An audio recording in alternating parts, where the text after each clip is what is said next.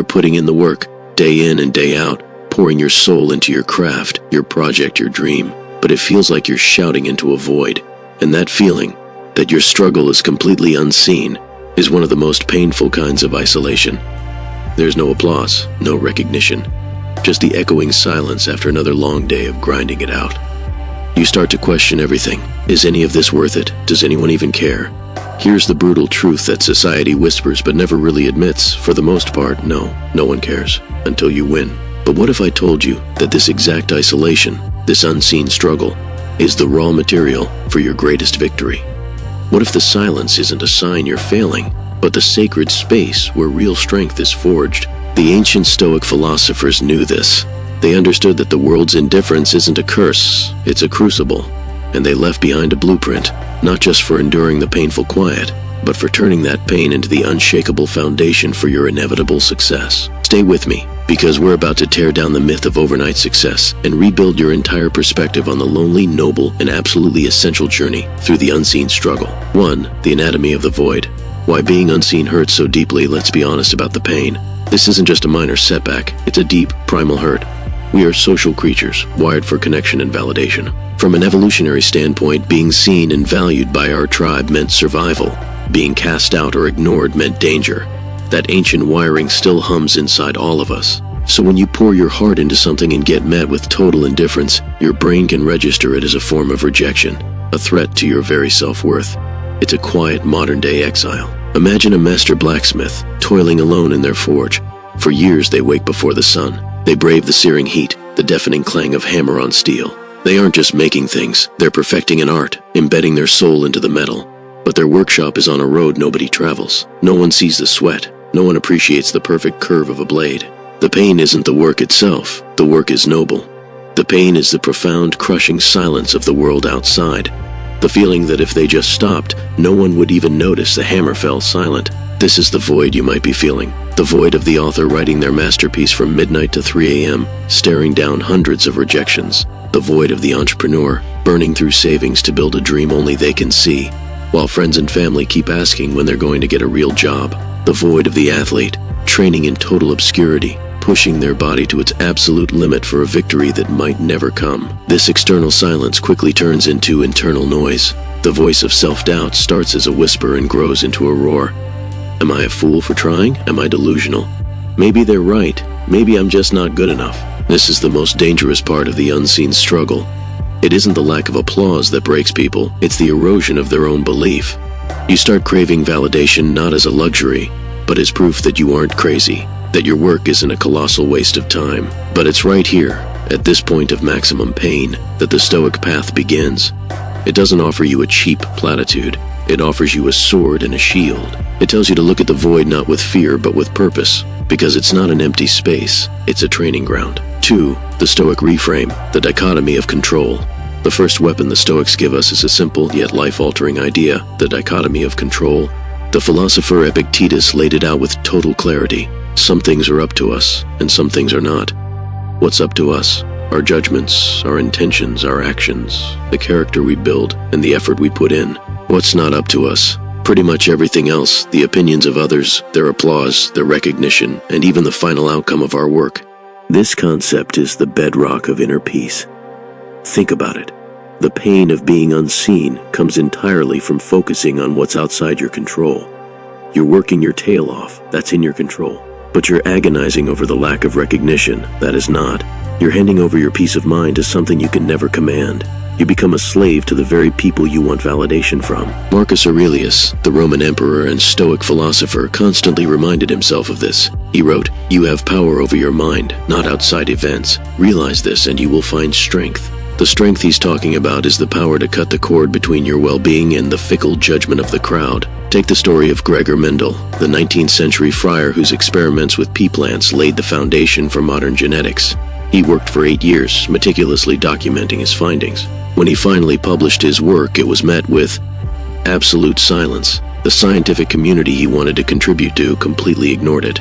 He died without ever knowing the revolutionary impact he'd made. So, did Mendel fail? To his contemporaries, maybe. He got no awards, no acclaim, but from a Stoic view, he was a massive success. He controlled what he could: his curiosity, his diligence, his process, his commitment to the truth. The world's recognition was never in his hands. He did his work.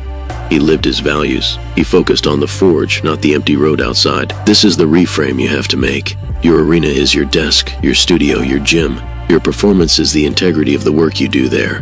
The applause from the stands? Not your concern. The quality of your effort? That's everything. Ask yourself, honestly, where has your focus been? On the applause or on the work itself? Have you been measuring your day by the number of likes or by the quality of the sentences you wrote? By sales figures or by the excellence of the thing you built? The unseen struggle hurts because you're judging your internal efforts by external yardsticks. The Stoics would urge you to stop. Be your own witness. If you do good work, if you act with integrity, if you give your absolute best, you've already won the day. The rest is out of your hands. 3. Forging the unshakable foundation. The power of inner validation. Once you truly accept the dichotomy of control, the next step is to build something the outside world can never give you, an internal citadel of self-worth. If external validation is a flaky, unreliable source, you have to become your own source. This isn't about being arrogant. It's about building a stable, internal scorecard that can't be shaken by what other people think. The Stoics believe true happiness comes from living a life of virtue, courage, justice, discipline, and wisdom. Success, then, isn't a promotion or a trophy. Success is the act of living by your values, day in and day out. As Marcus Aurelius said, the happiness of your life depends upon the quality of your thoughts. If your thoughts are focused on your own integrity and effort, your happiness becomes internally sourced. It becomes unconquerable. So how do we actually do this? It comes down to 2 practices. First, introspective self-reflection. The next time you feel that sting of being ignored, you post your work and get crickets or your efforts go completely unnoticed, just pause. Instead of spiraling, become a scientist of your own emotions. Ask yourself, why does this actually bother me? What button is this pushing? Is it a need to feel important? A fear of being a failure? A desire for status? Don't judge the answer, just observe it. This practice of turning inward is transformative. The pain is no longer just a wound, it becomes data. It's a spotlight showing you where your foundation is weak, where you've outsourced your self-worth. Every moment of painful silence is now a chance to reinforce your inner citadel, to tell yourself, I see. I'm relying on them for my sense of accomplishment. Let me bring that focus back inside. I will judge myself by my standards. Second, you have to learn to love the process, not the outcome. The outcome is the win, the recognition, the shiny result. The process is the work itself.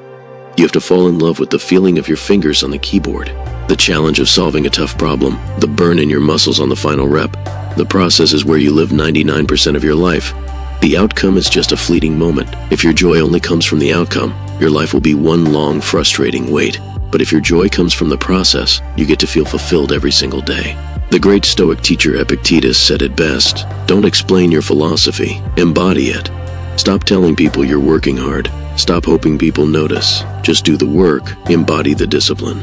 Let the excellence of your actions be its own reward. Your character is built in the unseen hours. That is the real victory. If this is resonating with you, if you're feeling a shift in how you see your own struggle, then take a second to subscribe. You'll be joining a community of people who are all dedicated to building this kind of inner strength, moving beyond the need for external noise and finding power in quiet, focused action. 4. The tools of resilience. Turning indifference into a training ground with a solid foundation of inner validation, you can start to see the world's indifference not as a negative, but as a neutral or even positive force. The Stoics were masters at this kind of mental alchemy, turning obstacles into fuel. They had specific practices for building resilience, for turning that void into a gym for the soul. The first tool is one of voluntary discomfort. The Stoics would deliberately practice hardship, like sleeping on the floor or eating plain food, to toughen themselves against real misfortune. They knew that a life of constant comfort creates a fragile spirit. Look at the world's indifference to your work as this kind of training. Every day you show up without applause, you're strengthening your motivation muscle. You're building the capacity to act without the drug of praise. You are becoming mentally tough in a way that people who get constant validation never can. As the philosopher Seneca put it, you're becoming the fighter who has been beaten black and blue, who felt his teeth rattle, and who gets back up with even more defiance. This struggle isn't just survivable, it's what's making you strong. The second tool is about selective detachment. This is one of the most misunderstood Stoic ideas. It doesn't mean becoming an emotionless robot. It means making a rational, deliberate choice to remain unbothered by things you can't control. It's a superpower. When criticism comes, you can choose to let it wash over you. When praise comes, you can choose to accept it gracefully without getting hooked on it. And when silence comes, as it so often does, you can choose to see it not as a judgment, but simply as an absence of noise which allows you to focus even more deeply on your work. Think of a great oak tree in a storm. The winds of public opinion, praise, and criticism howl around it. The tree doesn't get mad at the wind. It doesn't beg the wind to stop. It just stands there, anchored by its deep roots, its principles. The storm is external. The strength of its roots is internal. Your job is to deepen your roots, not to try and control the weather. The third tool is emotional regulation. The world might ignore you, but you have total control over how you respond. When you feel that surge of frustration or despair, the Stoic response is to pause. Don't react on impulse. Instead of complaining or lashing out, you can respond with calm composure. You can feel the emotion, acknowledge it. Okay, I'm feeling frustrated by this, and then choose a virtuous action. The virtuous action isn't to quit, it's to return to the work. Make another sales call, write another page. Refine the design one more time. This deliberate, calm response robs the situation of its power over you. You prove to yourself that your principles guide you, not your fleeting emotion. 5. When the wind finally comes, a Stoic perspective on success, and so you toil. You build your inner citadel, you practice resilience, you fall in love with the process. You work in the quiet, in the void, for months, maybe for years. And then one day it happens. The win arrives. The book is a bestseller, the company gets funded, you win the championship. Suddenly the silence is replaced by a deafening roar. The void is filled with light. The people who never noticed you are now singing your praises. The phone that never rang won't stop. The world, which was so indifferent, suddenly cares. A lot. What now? For most people, this is where a new, more dangerous struggle begins. After craving validation for so long, they get addicted to it. Their happiness, once forged in self-reliance, is now outsourced once again to the crowd. They become terrified of losing the approval they worked so hard to get. But not for the Stoic. The person who has truly mastered the unseen struggle handles success differently. They see the win, the fame, the money, and the praise as what the Stoics called a preferred indifferent. Sure, it's nice to have, but it is not essential to their happiness or their character. It's external. It's a bonus, a pleasant surprise, but it is not the foundation of who they are. Their foundation was already built, stone by unseen stone, in the darkness. That foundation is their discipline, their character, their love for the work itself. The wind doesn't change that. They showed up when no one was watching, and they'll keep showing up now that everyone is. They know the unseen struggle was the most important part of the journey. It wasn't a painful prelude, it was the entire point. It was the silent training that forged the person worthy of the win, and prepared them to handle the noise of success without losing their soul. The path to anything meaningful is paved with long stretches of profound, isolating silence. The world will most likely not see your struggle. It won't applaud your effort. It will only notice your results. And that is not a tragedy. It's an opportunity. It is an invitation to stop looking for your worth in the mirror of public opinion and to start forging it inside yourself. By embracing the dichotomy of control, you reclaim your power. By building a foundation of internal validation, you become your own judge. By treating indifference as a training ground, you build a resilience that those who live on constant praise can never know. The work you are doing in the void is not wasted. Every hour of thankless effort, every moment of quiet persistence is a chisel strike, sculpting the character of the person you are becoming. You aren't just building a project, you are building yourself. And that is a victory no one can ever take away from you. The world may not see the foundation you're laying, but you do. And when the structure finally rises for everyone to see, you'll be the only one who knows the true strength of what lies beneath. Built in the silence, built in the struggle. You will know that the win wasn't the moment you were finally seen, but the moment you realized you no longer needed to be. If this video helped you reframe your own unseen struggle, please like it to share this message with others who might be toiling in the quiet. And in the comments below, share a part of your own journey. Your story could be the spark that keeps someone else's fire going. Keep building. The work matters.